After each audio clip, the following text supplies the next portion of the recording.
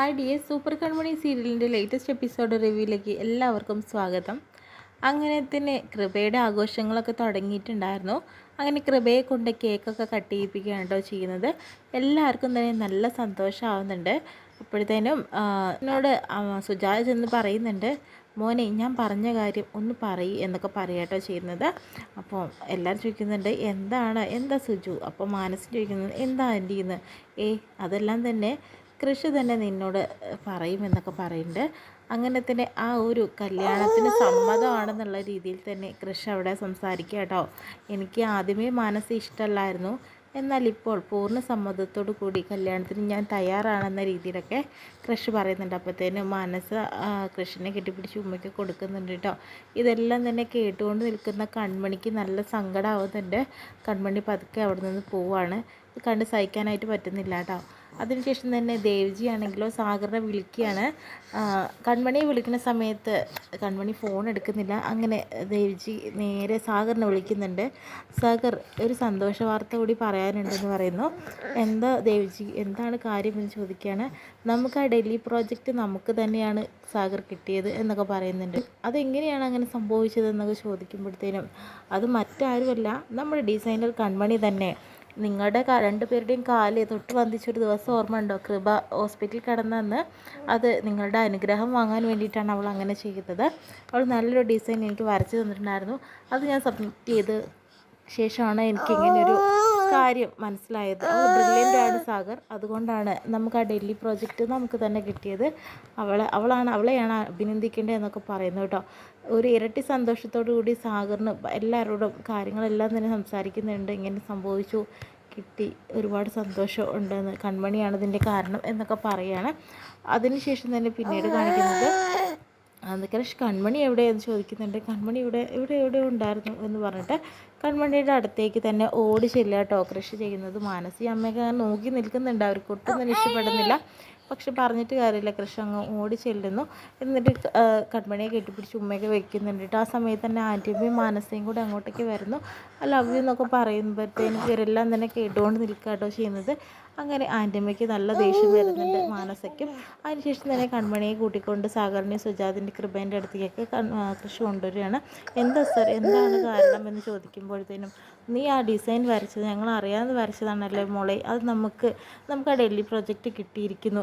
ദേവിജി ഇപ്പോൾ വിളിച്ച് പറഞ്ഞോളൂ ആ കാര്യങ്ങളൊക്കെ എന്ന് പറയട്ടെ ചെയ്യുന്നത്. അപ്പോൾ കൺമണിക്ക് തന്നെ സന്തോഷമാവുന്നുണ്ട് കേട്ടോ. കൃഷ്, ഇവൾ നല്ല മിടുക്കിയാണ്, എനിക്ക് അഭിമാനമുണ്ടമ്മേ ഇവളെക്കുറിച്ച് എന്ന രീതിയിലൊക്കെ പറയുന്നുണ്ട്. കൃപയ്ക്ക് നല്ല സന്തോഷമാവുന്നുണ്ട്.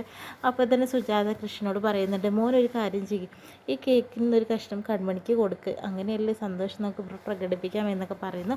അങ്ങനെ കൃഷ് ആ ഒരു കേക്കിൻ്റെ കഷ്ണം കൺമണിക്ക് കൊടുക്കാനായിട്ട് നിൽക്കുന്ന സമയത്താണ് എന്താണ് ഇവിടെ സംഭവിക്കുന്നതെന്ന് പറഞ്ഞിട്ട് നമ്മുടെ ആൻറ്റിയമ്മ അങ്ങോട്ടേക്ക് വരുന്ന കേട്ടോ. അപ്പോഴത്തേനും എന്താ ആൻറ്റിയമ്മ, എന്താണ് പ്രശ്നമെന്ന് ചോദിക്കുന്നുണ്ട് കൃഷ്. ഇതൊന്നും ഇവിടെ ശരിയല്ല സാഗർ, നീ തന്നെയല്ലേ പറഞ്ഞിട്ടുണ്ടായിരുന്നത് ഓഫീസിലെ കാര്യങ്ങൾ ഓഫീസിലും വീട്ടിലെ കാര്യങ്ങൾ വീട്ടിലുമാണ് സംസാരിക്കേണ്ടതെന്ന്. ഇത് കൃപയുടെ ഒരു ആഘോഷമാണ്, അതിൽ നിന്ന് തന്നെ ഓഫീസിലെ കാര്യങ്ങളൊന്നും ചർച്ച ചെയ്യേണ്ട. പിന്നെ ഡൽഹി പ്രൊജക്റ്റിൻ്റെ കാര്യം, ഇതിനേക്കാൾ വലിയൊരു പ്രൊജക്റ്റൊക്കെ നമുക്ക് കിട്ടിയിട്ടുള്ളതല്ലേ, അല്ലെങ്കിൽ അതൊക്കെ ഒരു നേട്ടമല്ലേ, അതൊക്കെ ഓഫീസിൽ വെച്ചിട്ടല്ലേ നീ ആഘോഷിച്ചുകൊണ്ടിരുന്നത്. ഇതെന്താ ഇങ്ങനെ? ഓഫീസിലെ ഒരു സ്റ്റാഫിനെ വീട്ടിൽ കൊണ്ടുവന്നിട്ട് ഇങ്ങനെ ആഘോഷമൊന്നും പാടില്ല. ഇനി മേലാൽ ഓഫീസിലെ സ്റ്റാഫുകളൊന്നും തന്നെ വീട്ടിൽ ഉണ്ടാവാനായിട്ട് പാടില്ല എന്നൊക്കെ പറയാട്ടോ ചെയ്യുന്നത്. ഓഫീസിലെ സ്റ്റാഫ് ഓഫീസിൽ മാത്രം നിന്നാൽ മതി എന്നൊക്കെ പറയുന്നു. അങ്ങനെ കൺമണിയെ അപമാനിക്കുന്നതിന് തുല്യമായിട്ട് കാര്യങ്ങളൊക്കെ സംസാരിക്കുന്നുണ്ട് കേട്ടോ. അപ്പോഴത്തേനും കൺമണിക്ക് കാര്യങ്ങളൊക്കെ മനസ്സിലായി. അപ്പോഴത്തേനും കൺമണി എല്ലാവരോടും യാത്ര ചെയ്തിട്ട് തിരിച്ചു പോകാനായിട്ട് പോകുന്നു കേട്ടോ. അപ്പോഴത്തേനും കൃഷി ഓടി വരുന്നുണ്ട്. കൺമണി, ഞാൻ നിന്നെ ഡ്രോപ്പ് ചെയ്യാം എന്ന് പറയുന്നു. എന്താണ് കൃഷി, അതിൻ്റെ ഒരു ആവശ്യമുള്ള രീതിയിൽ ആൻറ്റിയമ്മ സംസാരിക്കുന്നു. അതിനെ അവിടുത്തെ സ്റ്റാഫിനെ കൊണ്ടുപോകാനാണ് ഇവിടുത്തെ ഡ്രൈവർ, അവർ കൊണ്ടാക്കിക്കോളും, നീ അവിടെ നിൽക്കുമെന്ന് പറയുന്നു കേട്ടോ. അതിന് കൺമണി വിഷമത്തോടു കൂടി ഇറങ്ങിപ്പോകുന്നു. നല്ല സങ്കടമാവുന്നുണ്ട് കേട്ടോ. അപ്പോഴത്തേനും വീണ്ടും കൃഷി അവിടെ ഓടി ചെന്ന് നോക്കണമൊക്കെ ഉണ്ട്.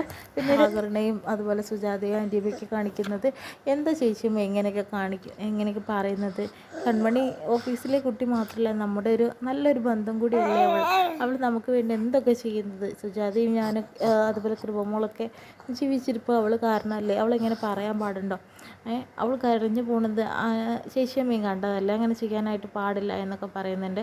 നിങ്ങൾ കൺമണി കരഞ്ഞത് മാത്രം നിങ്ങൾ കണ്ടുള്ളൂ, മാനസ കരഞ്ഞത് നിങ്ങൾ കണ്ടിട്ടുണ്ടാവില്ല.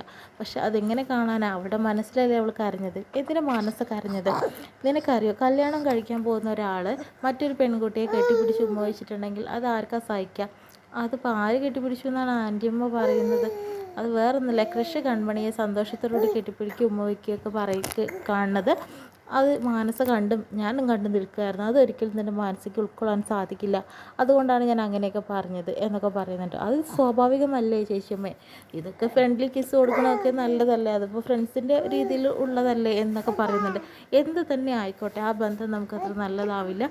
അതുകൊണ്ട് ഓഫീസിലെ സ്റ്റാഫ് ഇനി ആരും തന്നെ വീട്ടിലേക്ക് വരേണ്ട യാതൊരു കാര്യമില്ലെന്ന് ചേച്ചിയമ്മ തറപ്പിച്ച് പറയുന്നു. ചേച്ചിയമ്മ എന്തൊക്കെയാണ് പറയുന്നത്? എന്നെ എതിർക്കരുത് സാഗർ എന്നൊക്കെ പറഞ്ഞ് ചേച്ചിയമ്മ അങ്ങോട്ട് മാറിപ്പോകുന്നു. പിന്നീട് നമ്മുടെ കൃഷ്ണനോട് കാര്യം പറയുന്നുണ്ട്. കൃഷ്ണൻ, നീ എന്താ ഇങ്ങനെയൊക്കെ പറഞ്ഞത്? എന്താ ആൻറ്റിയമ്മേ, എന്താ പ്രശ്നം? നീ എന്താടാ അവളെ പിടിച്ച് കെട്ടിപ്പിടിച്ച് ഉമ്മ വയ്ക്കണതൊക്കെ മാനസ കണ്ടുകൊണ്ടിരിക്കല്ലേ എന്നൊക്കെ പറയാട്ടോ ചെയ്യുന്നത്. അപ്പോഴത്തേനും അത് പിന്നെ എന്ന് പറയുന്നുണ്ട്, ഇത് ചെയ്യാൻ പാടുണ്ടോടാ, മാനസ നിൻ്റെ ഭാര്യ ആവേണ്ടവളല്ലേ, അവൾ വിഷമിക്കുന്ന കാര്യങ്ങൾ നിൻ്റെ അടുത്തുനിന്നുണ്ടോ ആർത്തിഞ്ഞു? ഒരിക്കലും തന്നെ. അതുകൊണ്ട് തന്നെ നീ കൺമണിയുമായിട്ട് ഇങ്ങോട്ടേക്ക് വരരുത് എന്നൊക്കെ പറഞ്ഞു കൊടുക്കാട്ടോ ചെയ്യുന്നത്. ഇതിങ്ങനെ അടിയിച്ചുകൊണ്ട് അന്നത്തെ എപ്പിസോഡ് വിശേഷം കഴിയുന്നത്.